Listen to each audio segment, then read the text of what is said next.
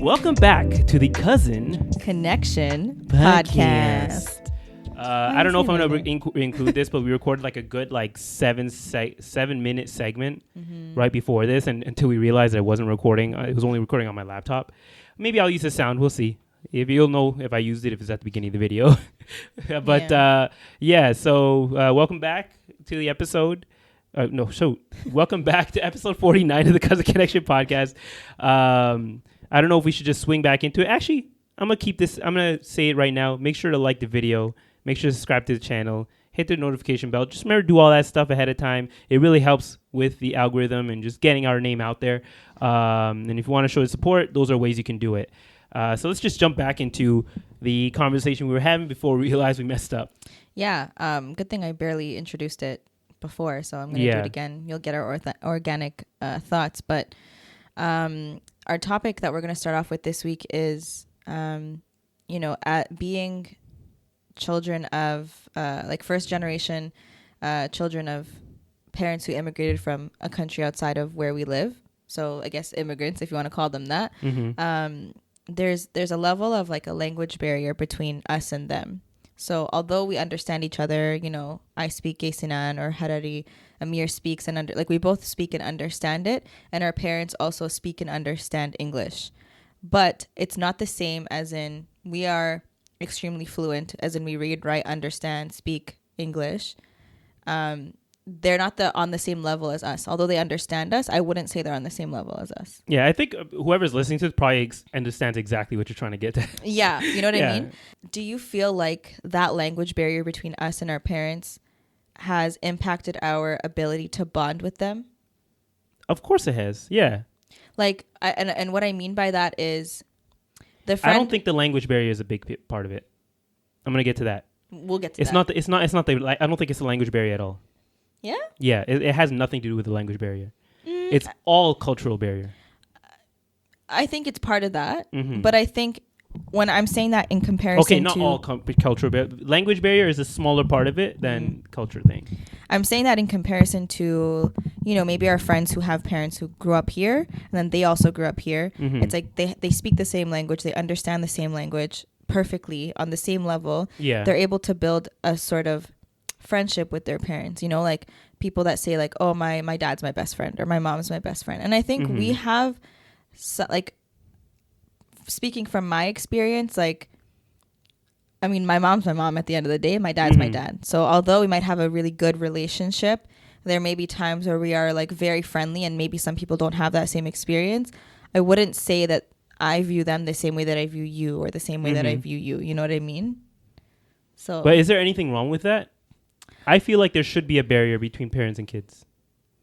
Yeah, no, I agree. I don't think it should be like full-fledged, I'm not going to talk to my mom. Yeah, that's why whenever you see those TikToks or Instagrams where people are showing the white kids with their white parents and how super open they are with each other. I'm like, there are certain things you shouldn't be talking to your parents with. At least it might be wrong. I'm not saying it's right. Do you feel like our culture has has helped you formulate that type of thought? Yeah, definitely. Our culture, our religion, everything plays into that thought. But why do you think it's the culture that creates that barrier more than the language difference? Because they're just passing on their generational, I won't call it generational trauma, or generational baggage, I guess. Because it all comes from how they were raised by their parents or their relationship with their parents, right? Yeah, I wouldn't say it's like a friend type of relationship. Yeah, I don't think they had that. And now we're in the age of the internet where people have more examples to go off of and things it's a lot easier to learn where the mistakes may be being made. But when you live in a smaller knit community, especially back home where you have no internet and your only examples are you and your neighbors, you're gonna pass on what you learned from your previous generation because that's the only thing you know. You don't know any better. But when you come here, you see different cultures, how they have a relationship with their parents. You see on the internet how relationships work with parents and how it can be different, how it can be better, how it can be worse in certain cases. Yeah. And you have a lot more to work with and learn from. I feel like we taught our parents a lot, though, because when they came here, they came with whatever they knew, right? Yeah. They don't know how the Canadian school system is. Yeah. They only figured it out once they put us all in school. Exactly. Like, I remember begging my mom to be a chaperone for a field trip. See, like, those aren't things I used to do back home. Like, because all the other kids, yeah, their chaperone moms, means chaperone. that's where she got the name Johanna. Really? Like, they won't know how to say Joahira. That was literally it. Yeah. They're like, is she like, do we call her Miss Ali? I'm like, yeah, no, that's not my mom's last name. So like, what's her first name? Yeah. And I was like, crap, they're not gonna know how to say. They won't know how to say that. I feel like Miss Ahmed would have been easy. No, they would have called her Ahmed, and I didn't want them to call her that because they weren't pronouncing it right. They weren't pronouncing Joahira right to begin with. Yeah, because I told them and I'm ashamed to admit this now, but like little me then, my name was Sarah, so it's easy, you know. They were, it's no problem. Yeah. So I'm like, I can't have like a what is it? I don't want to call it a white name, but like an easy name, anglicized name. Yes. So I'm like, how are they gonna say Joahira? Her name's Johanna. Yeah. And then I remember the day of, she came with me to school. So I was like, by the way, I told them that your name was Johanna. So if they call you that. And she was like, why would you tell them? I'm like, because they don't know how to say Joahira. Yeah. Like, and I think her name is a beautiful name. It's an Arabic name. But like, I knew they were going to butcher it. So she was like, all right, fine, whatever. Like, Johanna it is. You could be more creative with that. It was close enough. Joahira, Johanna. I don't know about that. What's the closest name to, like? Joanna.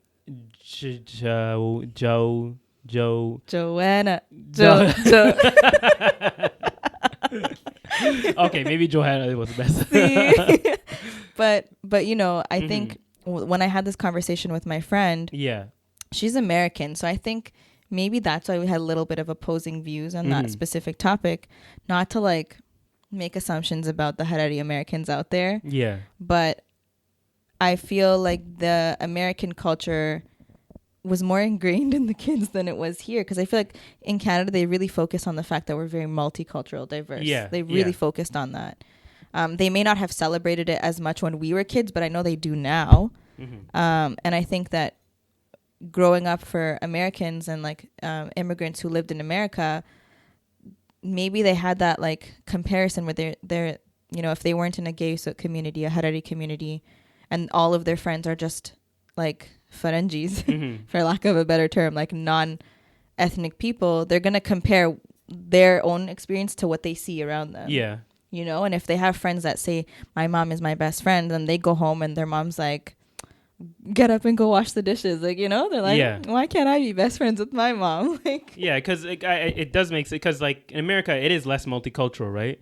So, I would say that in the places that they grew up, it was probably mostly majority, especially in the early 90s. Yeah, true. Like you're dealing with majority white people, especially in Atlanta, or black people. I mean, yeah, Atlanta's one example. Yeah, and like the cultural differences are huge there, and but you don't have it over here. When we grew up, a lot of the kids in our multicultural rooms, I don't know if you would call it that, had very similar relationships to their parents, where like it was because they had immigrant parents as well. It was very much like child parent. Like there was a huge boundary there. Yeah, and so you didn't really get that many examples. But I feel like in America, because you have a lot more Western relationships with parents, I don't know how you would define that. Yeah, I get what multi-generational.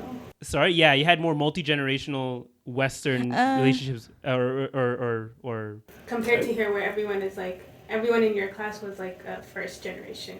Oh, yeah, exactly, exactly. But they were more multi-generational, so they had that time to kind of work on those relationships and like, I don't know, have improve on them. Basically, their lifestyles were the same. Like, yeah, the parents' lifestyle is the same as the child's lifestyle growing. Exactly. Whereas we have a very different lifestyle than our parents did. Yeah. So. That plays a huge part in it as well, and also because America's like aggressively, they're really patriotic, yeah, and they have like that ideal American family, American dream, all that stuff. Yeah. So they kind of like set those examples and like punch it into the kids' brains. That's so true. That's so true. But there's no equivalent to that here. Before you said that you felt like there should be somewhat of a boundary between the parent and child, like. How big of a boundary? Like, do you feel like you don't want to be open, or maybe I don't want to say you specifically, but do you feel like parents and children should not have that open line of communication? Like there should be no. things I that mean, are like hidden? compared to the extremes that we have seen, where like kids and parents are literally talking about like when they last had like intercourse with their partner Yeah, and they like do what be the doing experiences was like, and like or like. But I think from a parent's point of view, they would rather their children be open with them than with like random people that could potentially betray them one day down the line. Or just don't be talking to people about that kind of stuff.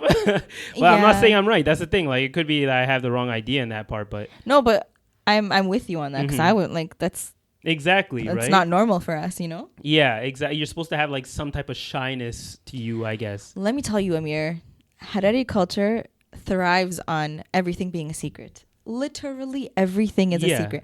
You're doing well in life, it's a secret. You're sick, it's a secret. You're getting married, it's a secret. You're getting divorced, it's a secret. You have a baby, it's just like everything is a secret. It's very like, I know we say community a lot, but it's also very individualistic in a way. How like so? if you as an individual are going through something, you do everything in your power to not let anyone else know. Or your family. If your family is going through something, you do everything in your power to not let anyone know, because you know that the moment that something seeps out, everyone will know about it. That's technically not individualistic though. It's not the best term to use, but Individualistic would be the opposite. It's like you only think about yourself, whereas like what you're saying is like the opposite. It's like more community based, that like what you think that affects you is going to affect everyone else. So that's why they keep it a secret, because if you have something and they say something, that not only affects you but it affects your family. Why don't you just take a mic? Yeah, just get a mic. Honestly, open the closet. Because that was so beautifully said. Get a mic right now. You can't be sitting there without a mic. This is the second time we're doing this, guys. Okay, I'll be back in a second. And we're back. And we got her an extra mic. So now you guys can actually hear her properly. Let's go. Continue what you're saying. So I was saying that individualistic culture is more so when you think about yourself. Yeah. And how like whatever you do will react and only affect yourself. So that is very westernized society, where you think about like what I want to do, what I want to do for a living, what like your dreams, whatever. Yeah. And that's the whole point of like the American dream, is to think like what I want to do. Whereas like in Eastern cultures, it's more collectivism, where it's based on like a community. So whatever you do will reflect and affect your family and people who surround you. So that's why a lot of people, they like to keep things very private, because like if you do something shameful, it like ruins everyone in your family's reputation and maybe even generations following that. It's like it follows everyone you're connected with, which is why a lot of cultures are very private, and like it's like everything is hidden. Everyone is trying to save face, which is super messed up, by the way. Yeah, that's the one thing that just really irks me about our culture and other cultures as well. The fact that people won't like forgiveness is like not really in our vocabulary. Yeah, but it's more so of like one part is that. What are you doing, Sarah? It's really pissing me off. What are you doing? I'm trying to. Can you hear me? Yeah, we can hear everything. I've been fighting with this mic, so I'm trying not to make. What are you? Okay, let me fix this for you. Wait, I'm just trying to I'm just trying to make it like right at this level. Watch it. Ow!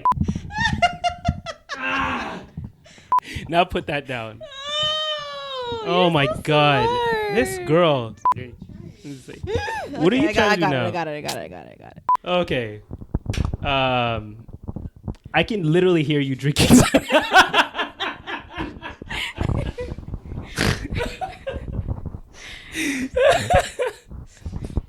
See, this is why I don't come. I cause the chaos. Oh my God. Okay. What were you saying? Oh, that for us, it's for them living in like that kind of culture is very like everyone lives like that, so it's kind of like understood, where we have grown up within this culture, like the individualistic culture, where like we see that and we were like, we don't understand. So that's why when you're talking about like it's more of a cultural difference, like that is what you're pointing out, instead of the language barrier. Yeah. Because it's not like some parts of it is language barrier, whereas like you're not understanding what is being said, but it's not out of like the language that you're not understanding, it's out of the context that you're not understanding. Yeah. See?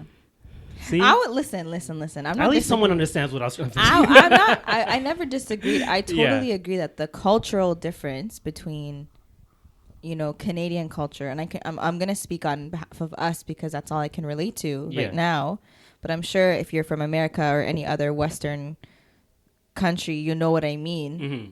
The difference between Canadian culture, culture, value, and norms versus like Harari cultural values and norms. Yeah, it's very different, and I feel like for us, we're in a unique position where we have what our parents raised us with. Yeah, but we also, grew up here. We were born here, so we have the culture that we learned through school, friends, community here. And so it's like this constant struggle of like back and forth. I can see why some of us be having identity crises. Yeah. So essentially you're agreeing with crises. Yeah, crises. Whatever, one of those terms. But like, so essentially you're where I think we're all on the same page saying here that language maybe plays a small part in it, but a large part of that difference is cultural. Mm-hmm. Because I think the original question was, how does this language barrier impact our ability to bond with our parents? Mm-hmm. And when it comes to language specifically, like maybe in like everyday conversation, because like you just don't want to you don't want to explain. Have you ever had those moments though, like when you're trying to tell your parents something and they're just not understanding, so you're just like, never mind. Yeah. Or even the other way, when other parents say something and your parents understand it in a completely different way. They're like, they understand the under meaning of like what they're actually saying, and we take everything for like face value, and we're like, well, she just said this, and like, no, what she meant was because they have a way of speaking where they understand the context of what is being said. So they like throwing shade on the low. Like if they are throwing shade on the low, we would never see it, but they're like, no, this is what she meant. Yeah. And it's kind of like the same with us. Like when we say something, they don't understand like, oh, if for example, if we're joking, they don't see the joke literally, because they understand it differently. So it's like we could be saying the exact same thing, but understand it very differently. Yeah. That's so true. Yeah. So I guess that's where the language issue comes into play, right? Where you have the sayings, the jokes, and all that stuff. That stuff doesn't transfer very well. Yeah, my mom if you don't know the language very well. When we first started recording these last year, she's like, "You guys talk so fast. I don't even know what you're saying half the time." I'm like, "What are you talking about?" I literally live with you. Like, you understand me when I speak to you. Yeah. And then I one day caught myself, like when I was explaining something to her in English, I caught the way that I was speaking to her. Like I wasn't speaking to her the way that I speak to you guys. Yeah. Like sometimes I'll like if I'm how I am when I'm really into a story, I'm like tripping over my words, but you guys somehow understand everything that I say. Yeah. But with her, she'll be like, "What did you just say? What was that word?" And I'm like, and then I said, and she's like, "Oh, okay." Do you think that us not learning the language, or the people who don't do you think that the people who haven't learned our language yet are kind of like fumbling the bag, like they're not meeting the parents halfway essentially? They're at a disadvantage for sure. No, like because like I feel that because we haven't learned the language, we're not meeting our parents halfway there. So really the onus is on us. Because think about it like this. Our parents came to a country where they didn't know the language, or at least they didn't know very well, and they put in the work. Of course they're here. They have the time to work on it because they kind of have to, right? But we can't really be frustrated with them not being able to communicate with us very well if we haven't taken the time to start learning our language. But whose responsibility is it from the get-go? It's theirs. Yeah, they are the parent. I agree, because language is so much harder to learn at an older age. Yeah, like the kids who understand their own language is because they were taught at a young age, and then the people who don't is because the parents wanted to assimilate fit quickly, and so for them to learn English, they speak to their kids in English, and like they don't prioritize speaking the language because they themselves want to learn English. So then the kids grow up and then they're speaking to them in English, and they can't speak like their own like native tongue because their parents from a young age have spoken to them. After a certain point, it's very hard to learn a language. You can pick up on like a few words. I mean, if you're interested, like you're like, I'm gonna learn, you'll learn. Yeah, but like, when look at Amir. I know, but when you do that, you have to like, I mean, it is possible, but I feel like if you really want to learn, you have to fully like immerse yourself. Yeah. Like people who move to different countries learn it a lot easier because you're constantly doing it. Whereas like if you're taking a class on it, it's harder to grasp than it is like to actually live somewhere. Yeah, but I would say the onus is not on the children because like I'm not trying to be insensitive to the parents, but I don't want to say, okay, when I'm saying they chose to come here, we know that not every single person that came to Canada came because they wanted to. Yeah. A lot of them came out of necessity, like they had to leave their countries. But anyway, they came here, they had children. How do you expect a child to just be like, yeah, I want to learn? No, it's up to the parents. If, for example, the child is now 16 and they absolutely refuse to speak their language and only respond to their parents in English, that's the child's fault. I'll give the parents a huge bly just for the fact that when they came here, they came with nothing. So you're not really thinking about whether your child will learn the language. You're kind of like thinking like, will I be able to feed my child? Yeah. You're like they're all like kind of in the rat race trying to figure out how to make that dollar to be able to like what do you call it? Survive, but provide for their family. But you know what though? But like, I do admit, I mean, agree with you guys saying like, okay, maybe the onus isn't on us, but like after a certain age, okay, you accept that's happened, and then the onus is on you to be like, okay, if I want to be able to communicate with them, I should start learning the language. I think the onus comes in on yourself. If you already knew the language, is to maintain it, because language can be forgotten if you don't speak it enough. And if like we learned as kids like our native tongue, and then growing up we just stopped because our parents stopped talking to us. In that case, we do lose what we know. And so at that point, it does become a response. But if you've never learned, it's like you can't be like blamed for something you just don't know. And then it also works for like parents too, because parents who only speak to you in their language, then they don't end up learning English. And then you have all these elderly people who've lived in Canada for like 30 years who don't know any word, like English words. So like it kind of works both ways. Okay, so like in regards to, in our situation here, would you say that because you may not have had that like best friend relationship with your parents, do you feel like that impacted your standards and friendships and or relationships? Like you were looking for someone who maybe was more understanding towards your cultural differences, or maybe someone who is more westernized so that you can kind of, get some not cultural tips, but like, you can relate to them on the Canadian aspect because you already have the Harari side on lock at home. Like, how did that impact your standards or what you were looking for in friends or in relationships? I don't think any of us do it consciously. Like we make a conscious choice on how we choose our friends. Yeah, we're not that calculated. Yeah, and a majority of the times, like the friends that you make are all just either out of necessity or like out of convenience. Because not convenience. Sorry, not convenience. I mean, like where you're at. Like if you're going to college and you have like some people in class and you all need to like get pie in this class, you're almost guaranteed to start making some friends in that class. Yeah, and then they might become long-term friends, right? Okay, yeah, I get you. Or like in elementary school, you're in a class with a bunch of kids, like you're bound to make a few friends just by playing in the park together, and then that becomes like a relationship for the rest of your life. I mean, maybe not like childhood friends, but like as adults, when you're making friends. Who makes friends as adults? Yeah, a lot of people do. Sorry, what was your question again? Girl. I got sidetracked. The question was, knowing what we know now about our situation with our parents and us, has that impacted like your standards in terms of the types of friendships that you're seeking in adult life or relationships, like people that you're looking for, like, oh, I want to surround myself with these types of people, like, has that impacted it at all? I think so. Yes, because there are certain times when there are certain parts of like being cultural or religious that just affect your friendships. Like some people will still not understand why as a grown woman our parents still call us like, where the hell you or like certain things, like certain cultural aspects that maybe is not in the Western culture. So in that case, it's like, it's hard to sometimes be friends with people who don't understand what you're going through.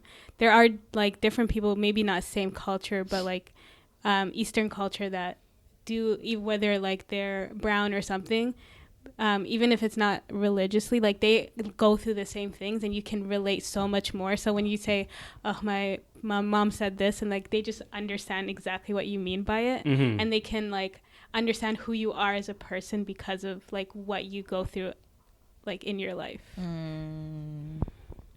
You don't feel like you do that? Maybe for maintaining relationships, but a lot of the relationships I have, maybe I didn't know I made this choice, but a lot of them are like people who came from immigrant parents, so they kind of understand. Like POCs. Yeah, exactly. I don't think I have like. I think that's the thing. We just don't have a lot of those. Yeah, exactly. We're so multicultural that a lot of our friends can relate. Are like immigrants. Yeah. So we don't have that issue here. Maybe in America they have that issue, not issue, but like they have that something that's something they have to work on or work through. But over here it's like everyone kind of understands how it works. Yeah, and even if your friend doesn't understand, like I've had friends who don't get it at first. Like they're just like, you're, I don't know, 25. Yeah. Like why is it like this? You know? And then once I kind of explain it to them, and I'm like, okay, well, in my culture or in my religion, it's like this and this. They're like, oh, okay. And then sometimes like they even, hold me accountable, like for like random things, like, oh, Sarah, it's 10 o'clock. You should go home. And I'm like, yeah, people are more understanding. Good point. I should go home. And if people are not understanding, then I guess that's where you would cut them off. You'd be like, I'm sorry, but when you don't consciously do it, you just don't hit them up. Yeah. But it does happen, like when friends still want to go out and it's like it's only 11 o'clock. Like, you don't understand. Yeah. Only 11. And then it becomes like, then you just stop hanging out because it becomes an issue every single time. And in those cases, like, yes, your friendships are affected by certain cultural aspects. So like you subconsciously end up making friends with people who are more like similar to you in terms of cultural or religious norms. So it does impact us. Yeah, but I don't think I ever did it consciously. Yeah, it was all like subconscious. And I was never confronted with that, so it was just something I couldn't relate to. that was a good topic. Yeah. Shout out to you, Khadija, for suggesting that one. Thank you. Yeah, shout out to Khadija. Okay, so do you guys know about the show 90 Day Fiancé? Yeah. Oh, you watched that? No, I don't watch it, but like there was I lied. I didn't watch it, but like there's a story I saw on it. Okay, so there's, just to like break it down. So 90 Day Fiancé. This is the first time I've ever seen this. There's a like full on Muslim couple on there. The girl and the guy? The girl and the guy. And the girl was a hijabi and it's Bilal and Shaeeda. The girl was the way 90 Day Fiancé works is that like they have a guy or a girl in like the Western country. It's usually a guy, and then they'll have like some girl from some, I guess, quote unquote third world country or just someone from outside of America, and this is Bilal and Shaeeda. So she's in Trinidad, and he's in America, and they're talking and everything. She hits him up in his DM. She's like, yo, I see what you're doing. I want to, let's talk. And they talk, and he goes out to Trinidad. Oh, I saw like a little YouTube clip, right? He goes out to Trinidad. They hang out for a week. And he's like, you know what? I'm going to make you my wife. So he goes back to him. He proposes to her in Trinidad. After a week? Yeah. I was surprised too. Where y'all finding these? He was older. He was, okay.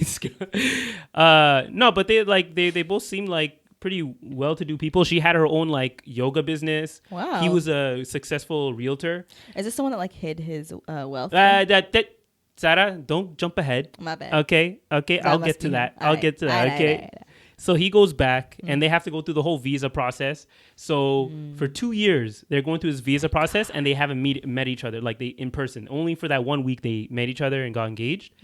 And in that time, he like already started planning this whole thing where he's like, just to make sure she's not a gold digger, I'm gonna like make it seem like I'm not gonna show, because online he technically never showed or flaunted all his stuff, even though he like kind of wore like these Armani suits and stuff. But he's like, I want to make sure she's not a gold digger. So when she comes, I'm gonna like I'm gonna take her to like the most rundown place, like bring her in advance. So what he did is that basically she flew from Trinidad. She sold her business, left her family. Like she sold her business. Sold her business.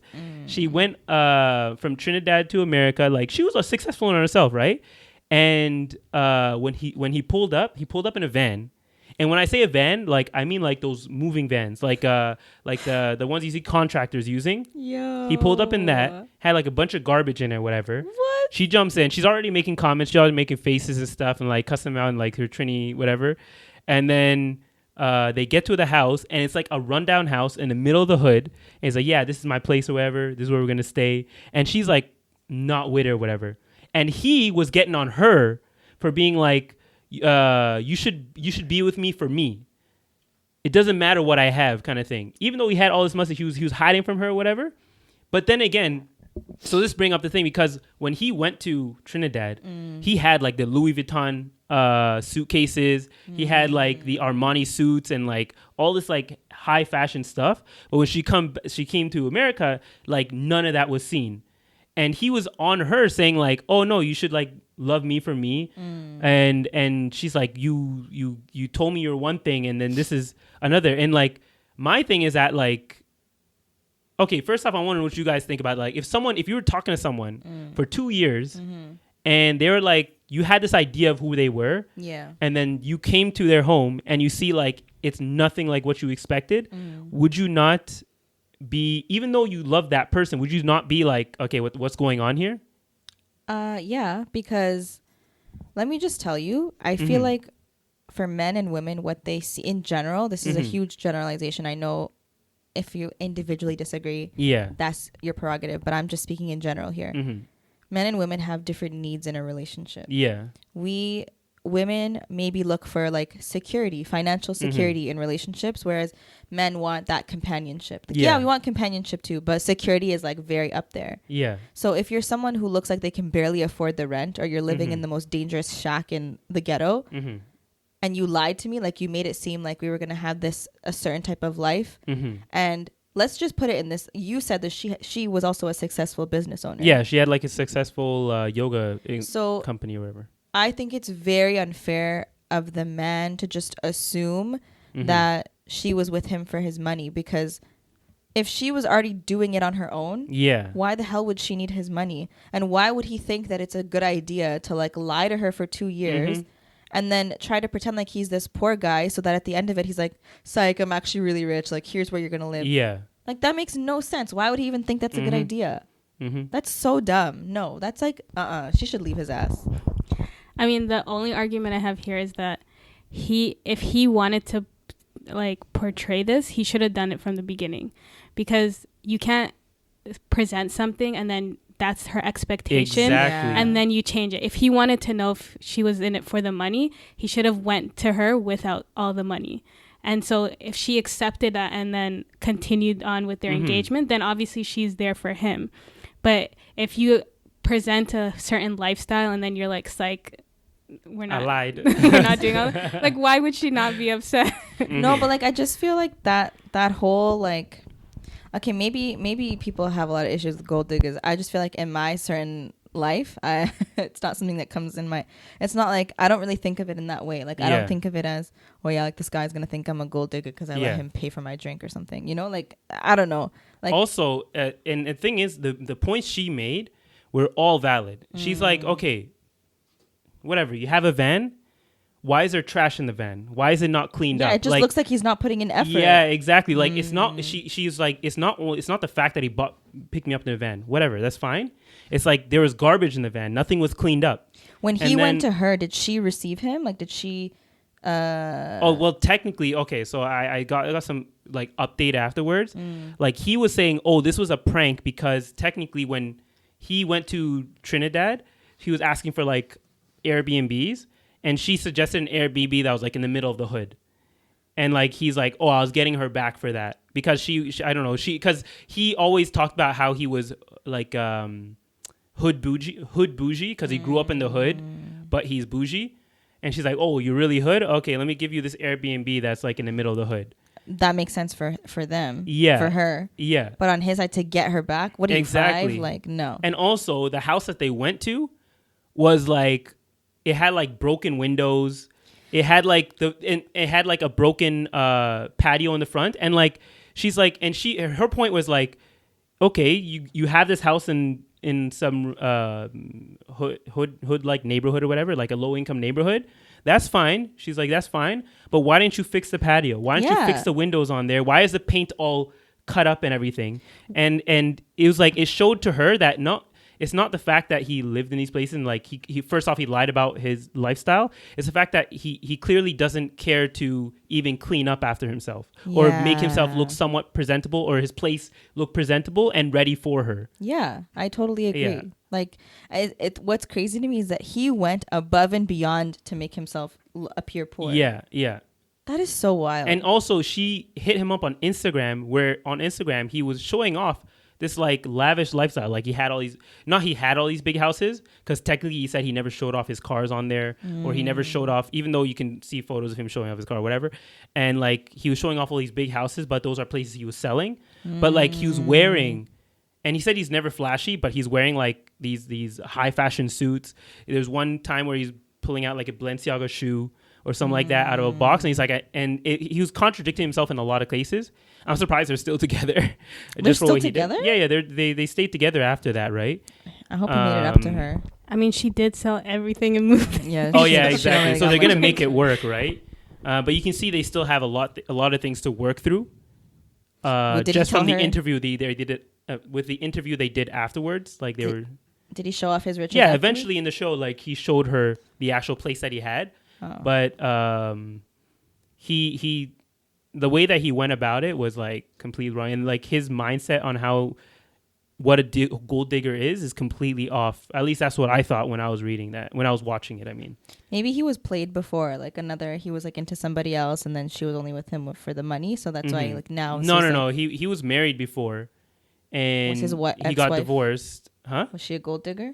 No. Just I think she was just a regular. The reason they got divorced is because like she's like, he was completely OCD. Like he would and even his new wife is saying the same thing. Like he doesn't like using the term OCD, so I'm not going to use that. But like he's super particular on what he wants, and like if you even left like a sock on the floor, he would make it an argument. And like if you didn't wash the dish right after you were done using it, he would make it an argument. Those type of people, they need their money to keep a woman around, because ain't nobody gonna stay with you. Yeah, like you can tell in the interview because they were doing a follow-up interview, you can tell like those were still big issues that they were working through. Because it was just like I don't know how, like I guess people will do anything, especially if you worked on this relationship for 2 years, you kind of don't want to give it up. But like there was a lot of red flags that I could see in that relationship. I don't want to talk on anyone else's relationship, just things that I see. So maybe it's just surface level stuff. Yeah. But I don't know. It's just stuff that really irked me. Yes. This is probably why you should not get engaged after a week. Yeah. Well, I mean, but for some people, it works. But they talked for 2 years afterwards, right? Of course, it wasn't in person, so you don't get to live with that person and see those flaws, but or not flaws, but those personality traits. Would you ever go on 90 Day Fiancé? Nah. Well, 90 Day Fiancé is where you already find the fiancé, no? Or like you already have a relationship kind of thing. It's not they find one for you. I know, but I feel like the people that go on that show, like they 9 times out of 10 meet someone online, and then the show kind of follows them as they live with that person for the first time. Yeah, no, I would never do that. No. Yeah. It seems way too like invasive. Yeah. Yeah. It's not. You already know. But yeah, you guys would never. Hell no. I'd probably kill the guy on camera. I'm just kidding. What would you do if you were put in that situation? If someone pranked you like that, would you be like, that's red flag, I'm done? Or would you be like, okay, I'll accept it, we'll work through it or something like that? Would you continue with the relationship afterwards if you found out that he was doing that to test you? I feel like the group chat would be popping. I'd be like, oh my God, you guys. But you would still stay? Let's say you had the 2 years in. You were 2 years in. If we were 2 years in. And you sold your business and moved. And I sold my business. I said bye to all y'all. I'll move to Timbuktu. And I arrive and I'm just like, oh my God, this guy lives in a shack. There's cockroaches everywhere. I think it's worth a try. Mm-hmm. But if nothing changes, I wouldn't stay. I would only stay with him if he said psych. If he didn't say psych and we were actually in a hut, I'm out of there ASAP. I'm sorry. I'm sorry. I'm not because staying. it's not only the fact that he lived in like a shack, or he possibly lived in a shack, or possibly had a van. It's the fact that he lied about having more than he really did. We don't do liars on this show. Yeah. We don't do liars. Because there's no way in a 2-year conversation you don't hear about a car. Yeah, are you, like, when people are talking, are you not asking these questions? I speak about finances like very early on. I'm very transparent with it, and I just want to know. Like, if that was the case, like, it's not even the fact that he didn't have money, but she had money. Yeah, like she could have somehow figured out a way to bring it to her. Like, she went about like selling her business and everything. Yeah, I would be pissed. I don't know if I would because like I said, I feel like for men and women, we have different needs in a relationship. And like for me personally, if I'm talking to somebody, I don't need to know every penny you make, but I need to know like what type of lifestyle I'm getting myself into. Exactly. Like I know what I can handle in terms of finances, and I know my lifestyle while I'm comfortable at my parents' house. If I'm going to somebody who doesn't make as much as me or more, then it's like, okay, I have to adjust my standard of living. I have to be able to I have to be prepared mentally to go and then you that. Willingly go and live that Right. But if it's like, you tell me, oh yeah, like, I make X amount of money, I'm like, okay, great. I'm envisioning this lifestyle for us. And then let's say I move. If I have to move for you and you lied about how much you made, And I feel have a big problem. I feel that the idea of loving someone just for who they are is a very Western idea. Absolutely, it is. Very Western idea. Absolutely. Because a lot of our parents, they married out of necessity because like it was a survival tactic in a way, right? I don't even think it's Western only. Really? I think it's everybody. It's just a matter of like...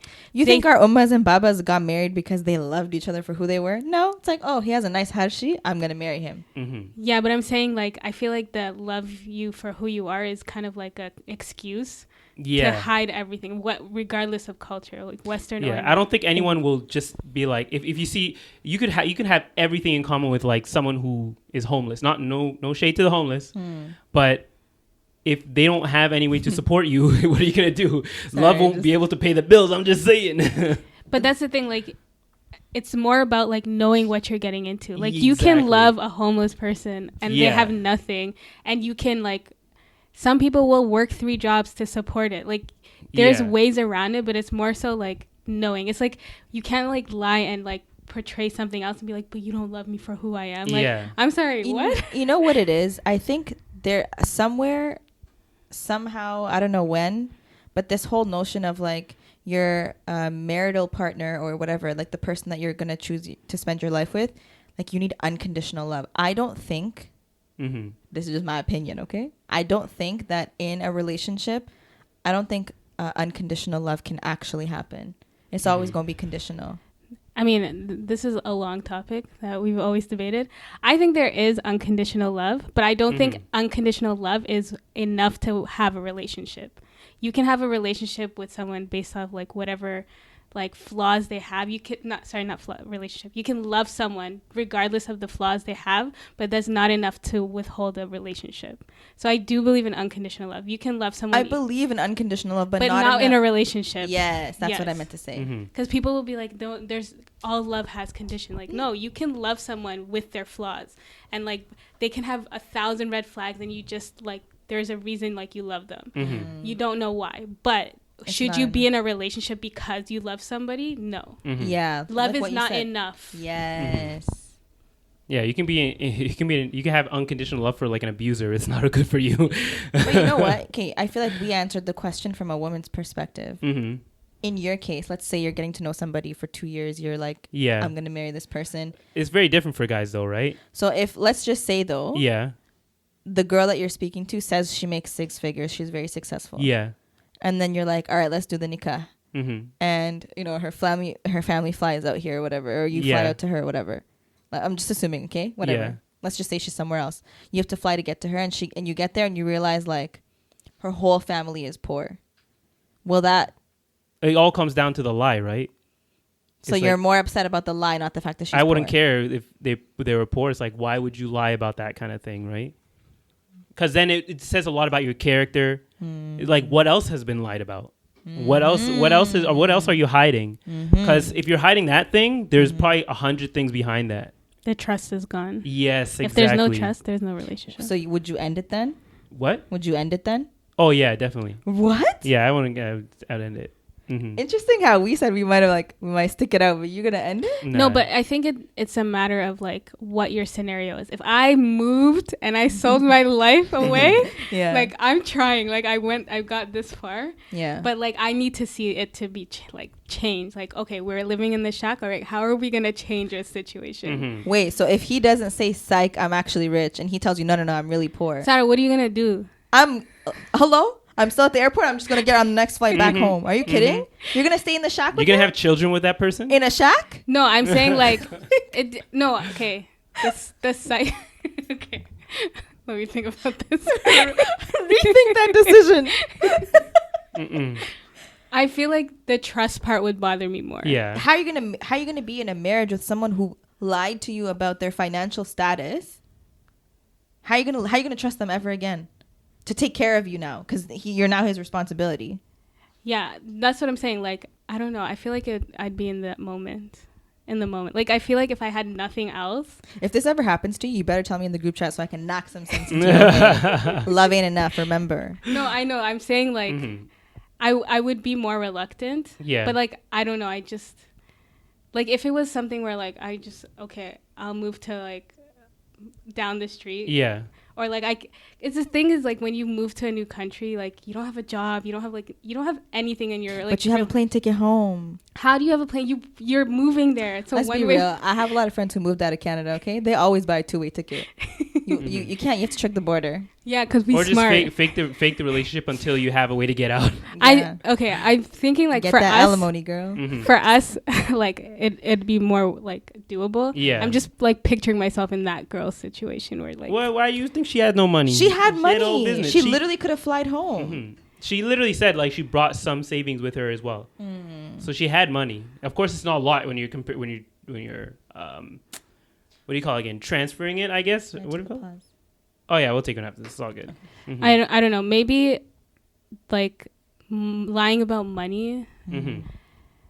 I don't know. I just feel like it's not as. Have you seen the divorce rates, honey?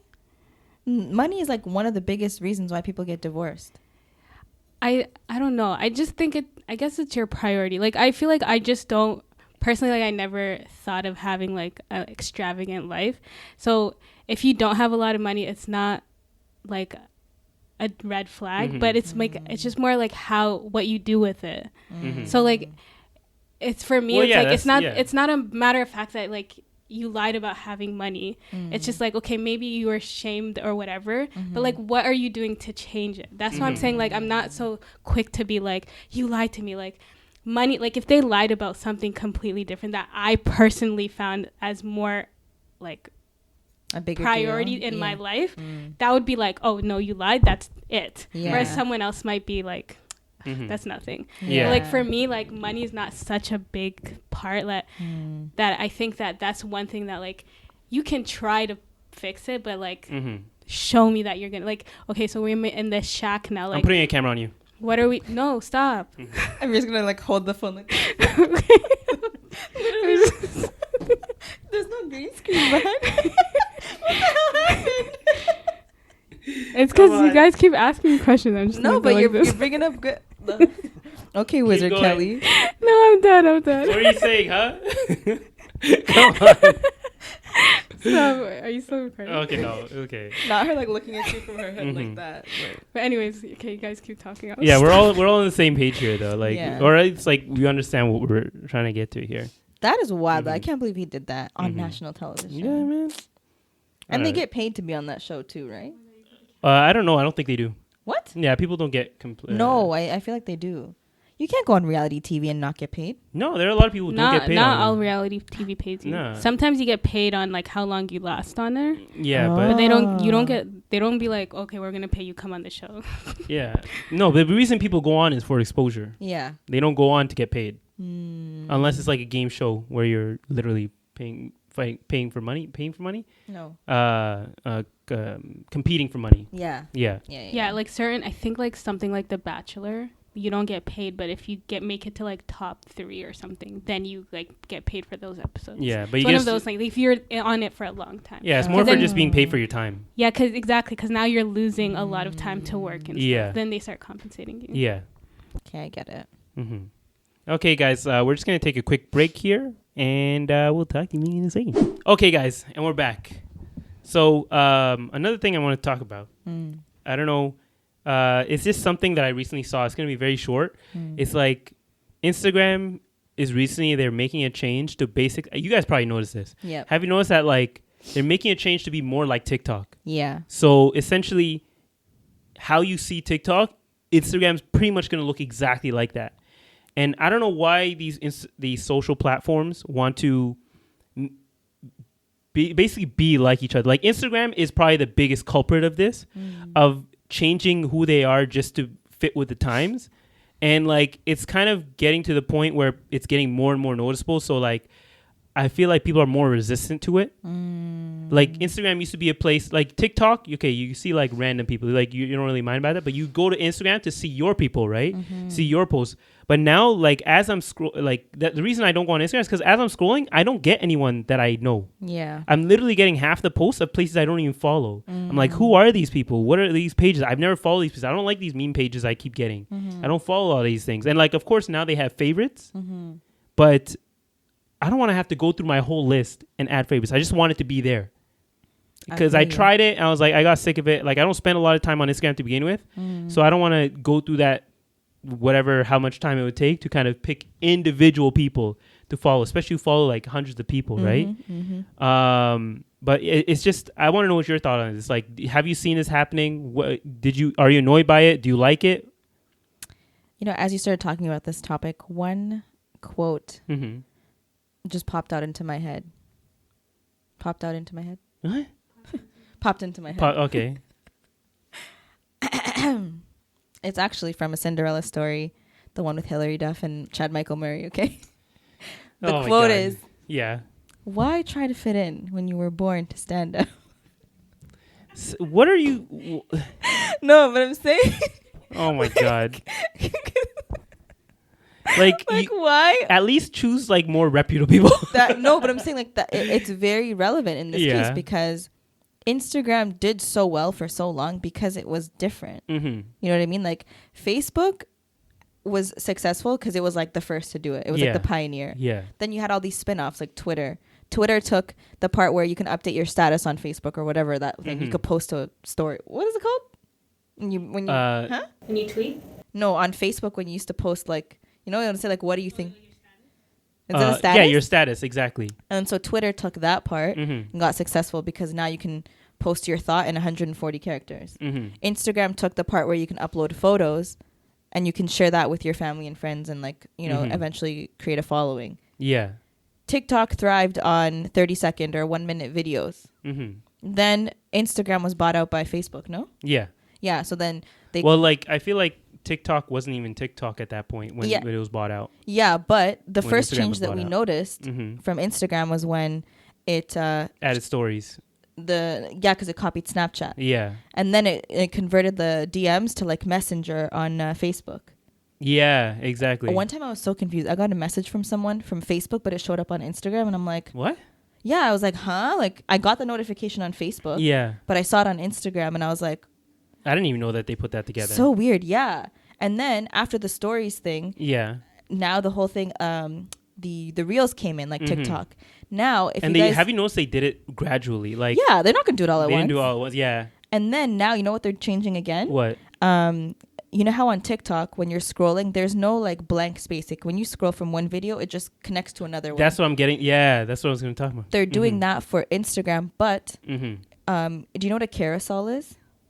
Carousel? Yeah. On Instagram? Yeah. So a carousel, for those of you that don't know, it's like when you post more than one photo and you can like slide through them.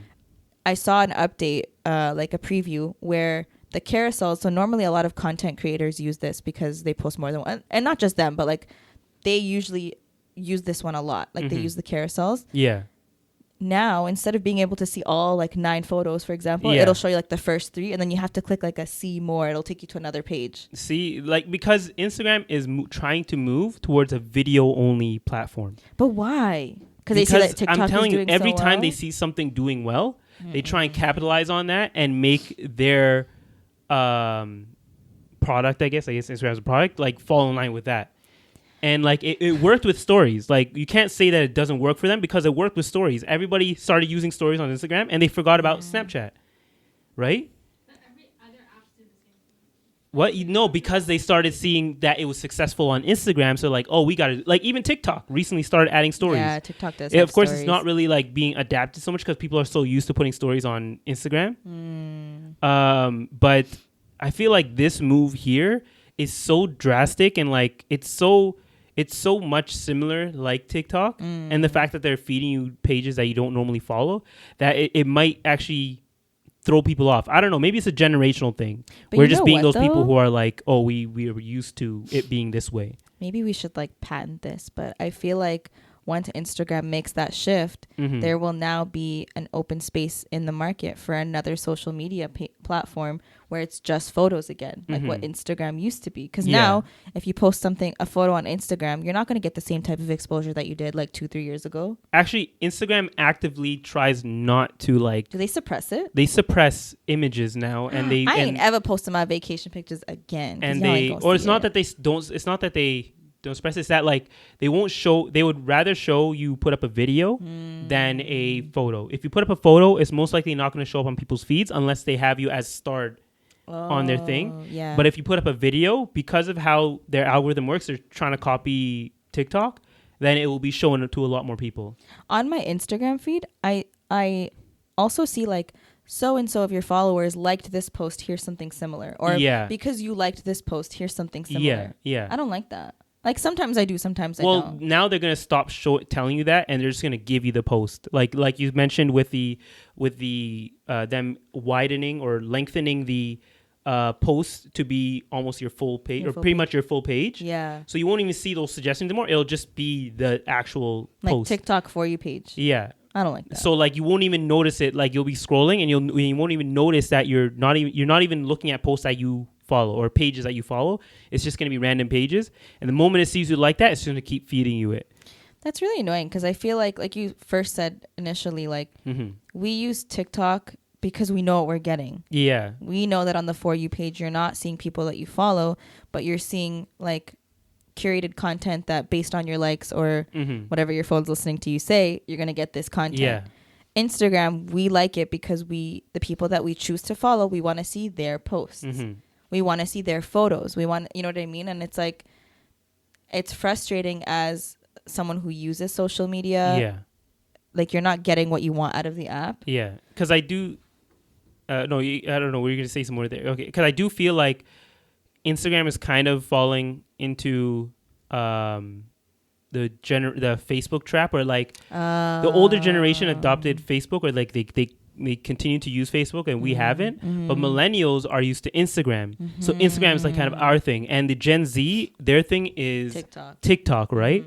But now Instagram is trying to reach for the Gen Z users to start using their platform. But I don't think they're coming for it. And all it's doing is turning off the current generation that is using their platform to using it, and they're moving over to TikTok because they're like, okay, at least if you're gonna feed me random stuff, I might as well go to the place that does it best. Well, yeah, I mean, I feel like a lot of millennials already made that jump during the pandemic. Like I saw so many people that were like, you know, like half of the content, like half of the topics that we bring up are from TikTok. Like I ain't ashamed to say. Like I'm gonna say, right, like I already talked about how I don't use Instagram that much. I'm full on like TikTok user. Like if I'm going to, for the rare times that I'm going to be on my phone for a longer period of time, I'm not going to Instagram. I'm going to TikTok. Yeah. Because I just get like whatever I sometimes I'll click following and just see the people I am following. I prefer to do that sometimes. But I will go on like random ones. I'll get some good stuff there. I'll see my cat videos and then I'll be off. True. You know, I'll get my dopamine and I'll be out. I'm bouncing. True. Because that's what you're kind of, that's why we go to these platforms, right? Yeah. The only reason you go to these platforms is because you get that dopamine hit. And that dopamine hit is not hitting when you go on Instagram anymore. I go on TikTok to learn. Yeah. I'd be learning a lot of stuff. Do you? On there. Oh yeah, TikTok. But that's also somewhat of a dopamine hit because you're learning, and that like activates your system. Be like, oh, I'm learning. This is a good thing. I want more of this, and then you continue scrolling. And like all the food places that we find is from TikTok. Exactly. I don't know. I feel like TikTok is. Instagram is slowly going to be their own, like the cause of their own downfall. Yeah, and we could be just being those, or we could just be we could be sounding like those people who are just saying, like we don't like change. We don't like change, and it is adopted by more people. But like, I feel that there are a lot of people who have the same sentiment as us. I don't know. I think so. Would you say you have the same sentiment? Come on, this girl. I could tell. The way she was looking at me, she was just like... She was way out of it. So out of it. But yeah, I don't know. Maybe, okay, whoever's listening, or whoever's watching, just like write in the comments. Let us know if you have the same sentiment towards Instagram, if you use Instagram like as much as... or if you just use Instagram in general. What? You only use Instagram? Are you one of those people who are resistant to getting TikTok? No, I use TikTok, but I do it when I'm like really bored and I need like time to. Yeah. Like if I know I have half an hour, I'll use Instagram. Or TikTok. But like once you go on TikTok, you're on it for like hours, and I just. Yeah. Well, no, I kind of get off pretty quickly. And then also like a lot of the stuff I see on TikTok ends up on Instagram anyway. So. Yeah, like 3 months later. But wouldn't you rather laugh first? Sometimes I'll like laugh, I'll see something, and then my brother will send it to me 2 weeks later. I'm like, you're so late. Mm-hmm. You're such a boomer. I'm just kidding. Nah. This Sabri's generation, Gen Y, maybe? No, he's a millennial. No, he's not. Yeah, he is. No, he's 86 not. To now, to like, 9, to like, what is it, 2000? No, Gen Y. No, he's a millennial. Yeah. Sada, we're only 4 years different. Come on now. That's a big difference. Nah, not really, honestly. Generation-wise, not really. But yeah, that was just something that kind of irked me. I want to talk about because I feel like a lot of people have safe sentiment, and I want to hear from you guys about that. So leave in your comments, send us messages about what you think about that, because I want to know if this is what everybody else is kind of feeling. Yeah, because it's definitely something we kind of feel. So it must be something more people feel like, right? I think so. Yeah, I don't want to see this platform we grew up on to die. We didn't really because grow up on Instagram. Of their own choices. What? We didn't grow up on Instagram. I mean, like something we adopted early on in our lives. Like we had Instagram from like how early in our lives? Like I'm sorry, I got Instagram when I went to university. Oh, really? Yeah, I got it really late. Okay, I don't know why I feel like it was something we kind of grew up with. We grew up on Facebook. I guess so. Yeah. We're all traders here. Because Facebook, let me just tell y'all, the whole thing's like 9 years ago. You did this. Mm-hmm. Thank God it's in the past. You know what I mean? Like, and it's fun to look back on this. Yeah. The things we would write on each other's like wall. Remember Facebook no, I can't. All that cringe. I can't go back to Facebook. Everything I see on there is cringe. I can't believe. There's one time I literally went. I forget which day I went back. I like put up like a photo of something I made in Minecraft. I was like, why did I think this was cool? Why did I think this was cool? Don't go on their side. What are you doing? Don't go on my Facebook. Okay, you can make me cringe on the episode. I just want to see. No. I just want to see your profile. Okay, guys. So let's just move on to the next conversation. So Sada, how do you watch movies? Guys, the reason I say this is because last week I watched a movie with Sada, and this is something that irks me. Okay, oh something my God. big time that irks me. Why do people do this? I know. A lot of people do this. Okay, you be sitting and watching a movie, and you want them to see like there's this like plot. There's like plot developing right in front of you, and people be on their phones just looking at it. And then they look up and then they start complaining about the movie. It's like, this doesn't make sense. This doesn't make sense. It's because you're on your phone for like half of the movie. Okay. Okay, let me just say. For context, I was watching Spider-Man with Sada last week. The last one? Yeah, No Way Home. And there's plot developing in the movie. And this girl, I look over, like, when you're watching a movie with someone that you've already watched, and you want them to, like this like a good part coming up, and you, like, start looking over at them. This girl was on her phone the whole time, okay? I'm sorry, I'm dying because I do that all the time. Like, last week we were watching a movie, and I can see Sada's eyes closing. I'm like, Sada, if you're tired, just say that. Exactly. Like, I'm trying to show you the movie. You know what I feel like these two do? They'll show me something they've already watched, and they're watching me to see how I react to the movie. But I'm like, first of all, I'm not. Sorry, I'm clipping the mic here, guys. You guys know, okay? I'm really trying my best to get into Marvel. Was the movie interesting? Absolutely. There were times where I was like, wow, this is amazing. Amir's like, you know, that nod of like, I showed you this. Yeah. You see what I mean? You literally just did it. And like, even I think we were watching like Encanto, right? Yeah. And it was good. I watched it again, by the way, because I was like, I have to watch it again. I saw new watching it with you. This girl.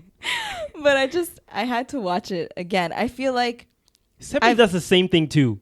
I've learned how to divide my attention. Like no, I'm listening. no. Sarah, but I'm just like, Sarah, I'm reading a book right now. Multitasking is a lie. Multitasking is not something your brain can do at all. But no human can multitask. That's a lie. No human can multitask. No, multitasking is not a thing your brain can literally do. You may think you can switch between a task very quickly, but to actually to have your focus on two different things at the same time is not something a human can do. Divided focus, 50-50. Yeah, but your brain has to process that change, and that process and change, you lose information. So multitasking is not a real thing. I disagree because I play games on my phone while I watch shows all the time. Yeah, but how much of that plot can you tell me? I can tell you the whole plot. I just don't visually watch it because I don't need to see it. I can listen and play games on my phone. No. Multitasking is a lie. Let me tell you why I can multitask. Because you can't. I'm telling you scientifically, you cannot multitask. Science. Multitasking is not real, people. If you're telling yourself you're multitasking, you're really just changing your focus between something very quickly. Science is not the answer to life, okay? I'm just saying that. It's not the answers to everything. Because, for example, I personally like to watch movies with subtitles. My attention is divided because now I'm reading, but like one eye is reading and one eye is watching the characters. That's not how it works. Yes, it does. You're reading the line and then you look up. You can't. Your eyes don't literally divide when you're watching a movie. But that is exactly what multitasking is. You're doing two tasks at the same time. No, yes, you are changing your focus, but you're doing two things simultaneously. Yeah, but like your focus is changing between them very quickly. Yeah, but if you've done it for such a long time, it's like it's not something that's gonna. You might be able to do something unconsciously. Yeah. Like I'm sorry, but what you're saying, changing your focus, that's still called multitasking to me. Okay. You're doing it simultaneously. But our definition, maybe the definition of multitasking. So the actual idea of multitasking, where people think they can have focus on two things at the same time, is not. You can't have your mind focusing on two things at the exact same time. Can you not drive and talk? That's the thing. You're doing. There's one. It's just a motor operation. Like you can focus. That's the reason that you can, when you're driving and talking, like you might forget. Like you're doing something so unconscious that like you're changing your focus, and it's something you've done so long that you can almost do it unconsciously to a point. Like you do focus on it for a second, and you might miss a couple words, but you have the context there, so you can kind of understand what they're saying because you're not focusing on every single word they're saying. I don't know. I feel like sometimes when you have like deep conversations and you're like navigating the road and you're reacting, like you're not giving me delayed responses. You're like, oh, really? And like, you know, she's like driving through traffic. And I still see the thing. I was like, oh, did you see that car? Anyways, keep. Yeah, true. I don't know. I think it is called multitasking. It's just you can call it multitasking. It's almost like when people say literally, but it's not literal. No, okay. I do agree that you cannot give 100% of your attention to two things at the same time. Yeah, it's always going to be divided. So like you said, like if you're driving somewhere. For example, if I'm driving to your house, I already know I could drive there in my sleep. I know how to get to your house. Yeah. So I could have a very engaging conversation with someone next to me while I'm driving and not have to think too much about the road. Here's a good example. Like what you're talking about driving. So like I do this a lot where you're driving home and you have someone in your car. And let's say like they live next to you, so you have to drop them off at their house, but you're having such an engaged conversation that you unconsciously drive to your own house and forget to drop them off. Has that not happened to you guys? Where you just start driving towards your house unconsciously because you've done it so many times, it's almost like you can do it with your eyes closed. Yeah, that happens. Yeah, but because you're in such an engaged conversation that you almost forget what you're doing with it. Like not forget what you're doing, you kind of just like put your body on autopilot for the driving just so you can focus on the conversation. That's happened to me like once. Yeah, but I mean again, I still call that, speak louder into the mic. I still call that multitasking because like even though your focus is not 100%, like you're still doing something, and if any point that you need your attention, like you can instantly like react to something. Like if a car is coming, you can still react to it. Like you're still you might not be like 1,000% there. Like when I'm playing games and watching shows, like I'm not staring at it. I'm listening, I'm engaging. And when I hear something that's interesting, I'm like, oh, what's happening? And I'm like looking. But it can be dangerous where people get so confident in their multitasking. It's the reason that distracted driving is such a huge problem, right? Yeah. Because people are so confident that they can multitask. They're like, I can use my phone and drive at the same time. But there's that whole thing where they're saying if you're going at like 50 kilometers per hour, just by you looking down at your phone for a second and then looking back up, you've gone 100 feet and you don't even realize it, right? And in that 100 feet, something could have jumped into the road. Someone could have hit their brakes. One thing I will not do is text and drive. Exactly. And the reason is and that's like an extreme example of it. Yeah. But it's showing you how like you feel like you do have control. You feel like you are focusing on two things, maybe it's almost simultaneously, but really you don't realize that your brain needs to make that shift. I think like okay, you know what? I will agree with you that you cannot fully multitask, because sometimes like while I'm doing my if my manager or anyone from work is listening to this, this is a joke for legal purposes, okay? Allegedly. I allegedly talk on the phone sometimes when I'm working. Allegedly. You know, it might not happen, but in those times, I have to concentrate on my job. Like I'm not gonna tell you guys what I do just for security purposes, but like I have to pay attention to what I'm doing because I can't afford to make a mistake. Yeah. But if someone's on the phone with me and I'm just like and they're like talking, like I'm kind of, my attention to the conversation is on autopilot, whereas most of my attention is to my work. Yeah. Because I'm trying not to mess up. Yeah. And then sometimes, like Nabat said, like you'll hear something and I'm like, ooh, then I'll pause what I'm doing. So now I'm shifting my attention from here to here, you know? So like although I'm like on the computer doing my work, like I'm listening, like it's like background noise. Like I'm like subconsciously listening. Like I can hear you. I'm like kind of engaging in the conversation, like, yeah, okay. And then, but I'm still like my focus. But then when they ask you a very specific question, you'll be like, can you repeat what you said? Yeah. Yeah. It's because you weren't really focusing on it. You think you were focusing on it, but you really weren't. But I was able to engage in the conversation. Like I would respond to them. No, you're giving like generic responses where like your mind hears a break in someone saying something and you say, yeah, okay. Or like you have context for like something that they're saying and it's like you hear maybe one buzzword and you're like, oh yeah, for sure, blah, blah, blah. But if they ask you something very specifically, you're like, oh, I don't know what you're even talking about. Can you repeat that? Yeah, like for me, if I'm doing something new for work where I have to put all my attention in, I won't be on, like I can't multitask. Exactly. But if it's something that I do often where I can kind of put myself on autopilot, like I can do this in my sleep, then more of my attention will be on the conversation. So I guess you're right. In a sense, two things cannot have 100% of your attention. I agree. Yeah. And which is why we get annoyed when Sada goes on her phone and watches a movie. All right. Next movie we watch, whether it's with you or you. We're going to watch one today. Okay? I'm going to fall asleep today. I'm going to show y'all Spider-Man Into the Spider-Verse. Was it the one we were going to start last time? Oh, yeah. Yeah. Okay. Next week is going to be our 50th episode and like our belated 1-year anniversary. So go. You're making me nervous. Go, Sada. Okay. So, drop your questions on our YouTube video. Yes. I will also put some stuff up on Instagram. And, Amir, you're distracting me. Okay, go, please. And so I have to pee so badly, Sada. All right. We will look out for your questions. Send us anything you want. We will answer them in next week's video. Thank you so much for watching, everyone. Thank you. Don't forget to subscribe to our channel, and we will see you next week. Bye. Bye. Wait, you didn't take a thumbnail. We'll take one right after.